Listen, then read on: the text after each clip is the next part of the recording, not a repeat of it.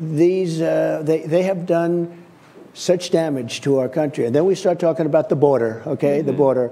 We had the worst border in the history of the world. We had the safest border, the best border. I built over 500 miles of wall. People don't, they say, is it a renovation or not a renovation? It's not a renovation. We had a wall that was falling down, demolished, rusted steel, rotted out 2x4s, would rip it out. They'd say, oh, that was a renovation when we go up 30 feet high and 9 feet deep. No, we built over 500 miles of wall. We were going to build another 200 miles, which is far more than I said I was going to do. And Mexico, by the way, speaking about Mexico, Mexico paid for 28,000 soldiers, and they were paying much more money than they would have paid for the wall. There was no legal mechanism to do the wall, but it didn't matter because they paid much more money. We had stay in Mexico, not stay. We had stay in Mexico.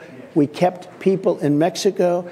Nobody ever did that before, and Mexico behaved, but Mexico had to behave because I was going to tariff them if they didn't, and they were fine. They were actually very good. I like the president a lot. I mean, we get along very well. But Mexico paid a big price to give us the best border that we've ever had in the history of our country. That included drugs. That included terrorists coming in. I saw an interesting stat on a number of the shows. In 2019, they had no terrorists, zero, which I was frankly surprised to hear that. But that was during my term. We had very strong blockages and blocks. So we had nothing.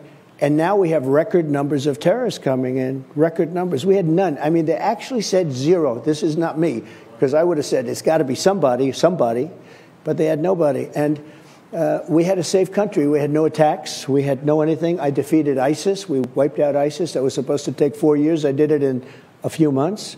We have a great military when we have the right people, and we have the right people. I know the right people. They're not the television people, not the people that you're reading about, not the person that's now in a hospital running this war from his laptop, which is what I understand he's doing, if he's running it at all. I'm not sure about that, but that was a terrible thing. 5 days we didn't have any idea where our Secretary of Defense was, and we had people wanting to attack our country. So it's a pretty sad situation.